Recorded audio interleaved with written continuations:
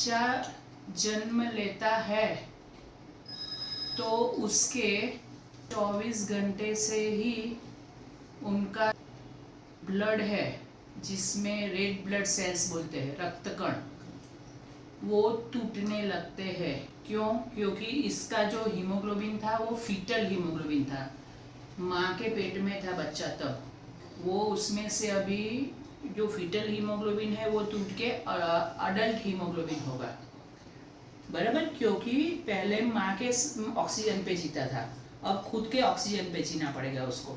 Delivery के बाद हर एक बच्चे को जॉन्डिस होता है, पीलिया होता है, और वो पीलिया उसमें से किसी बच्चे को ज़्यादा बढ़ता है, और वो भी मेरी चोचो हर बच्चे को होता है, हर बच्चे को होता है। किसी को ज़्यादा बढ़ता है, किसी को कम। जिनको ज़्यादा बढ़ता है उनको बाद में क्या होता है, तो पहले 7 दिन के अंदर ही वो पीलिया बच्चे के ब्रेन पे चला जाता है और बच्चे को खींच आ जाती है, कन्वर्जन, समझ गए। और कन्वर्जन हमारी भाषा में बोलते हैं कर्निक टेरस, और यह कर्निक टेरस से बच्चा लाइफ लॉन्ग मंद बुद्धि का हो जाता है।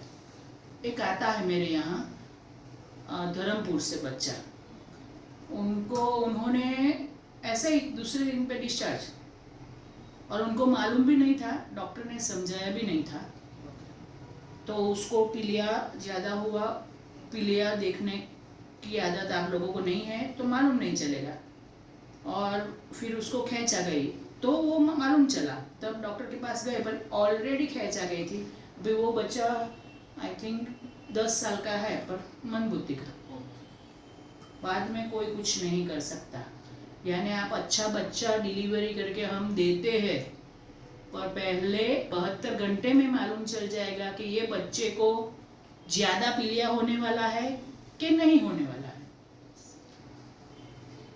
फिर 72 घंटे में मालूम चला कि अगर ज़्यादा है, पीडियाट्रिशियन के पास ले जाते हैं, ब्लू लाइट में रखते हैं, तो वो पेटी में ब्लू लाइट, जिससे ये स्किन के द्वारा वो पेनिट्रेट करके उसका पीलिया है वो पेशाब के जरिए निकाल देता है।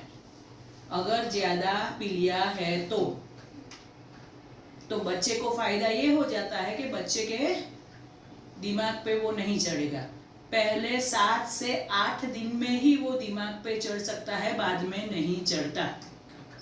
तो ये इतने दिन इम्पोर्टेंट है। और पहले 3 दिन तो माँ और बच्चा का एडजस्टमेंट, सुसु कितनी बार करता है वो सब यहाँ हम देखते ही है और समझाते भी है आप लोगों को, बराबर ना। पर ये जो है ये आप समझ ही नहीं पाएंगे जॉन्डिस है कि नहीं है। चुलबुल क्या हुआ? नींद आ रही है और सब बड़बड़ कर रहे हैं।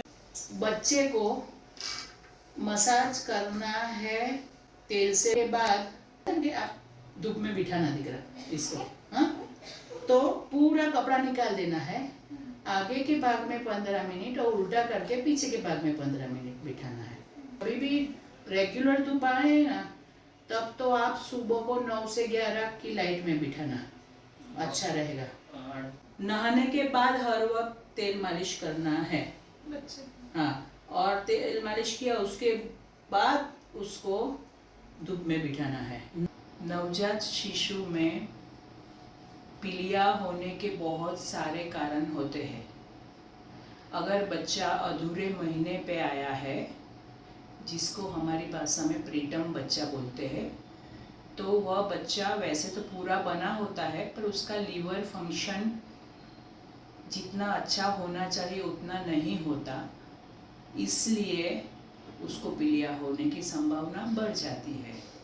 अगर पहले हफ्ते के अंदर माँ का दूध थोड़ा कम आता है तो उसकी वजह से भी बच्चे को डिहाइड्रेशन होता है और पीलिया होता है। बच्चा लड़का है तो उसमें कभी कभी G6PD डेफिशिएंसी यानी एंजाइम होता है लीवर में, उसकी डेफिशिएंसी होती है, उसकी वजह से भी उसको ज़्यादा पीलिया हो सकता है। अगर नवजात शिशु को माँ के गर्भ से ही इन्फेक्शन हुआ हो या फिर प्रसूति के बाद बच्चे को 7 दिन के अंदर अंदर ज़्यादा इन्फेक्शन हो जाता है, तो उसकी वजह से भी बच्चे को जो पीलिया होना चाहिए वह बहुत ज़्यादा बढ़ जाता है। ऐसी बात है तो वह पीलिया हम मापते हैं कि बिलीरुबिन कितना है खून में, और अगर वह बच्चे के वजन और कौन से कितने दिन का बच्चा है उसके मुताबिक अगर ज़्यादा आया तो वह बच्चे को ब्लू लाइट में रखते हैं, और वह ब्लू लाइट की वजह से पीलिया पिघल के पेशाब के जरिए निकल जाता है। अगर पीलिया बहुत ही ज़्यादा हो तो वैसे बच्चे में ज़रूरत पड़े तो एक्सचेंज ट्रांसफ्यूज़न यानी कि उसको खून बदलना पड़ता है, जो ज़्यादा पीलिया वाला भाग है वह हम निकाल देते हैं, जिसकी वजह से पीलिया कम हो जाता है और बच्चे को कर्निक टेरस यानी कि खींच आने की संभावना कम हो जाती है और मंद बुद्धि होने की संभावना भी नहीं रहती है। इसलिए ज़रूरी है कि आपके डॉक्टर अगर कहते हैं कि बच्चे को पीलिया है तो जल्दी मत कीजिए और डॉक्टर की सलाह लेकर ही डिस्चार्ज लीजिए।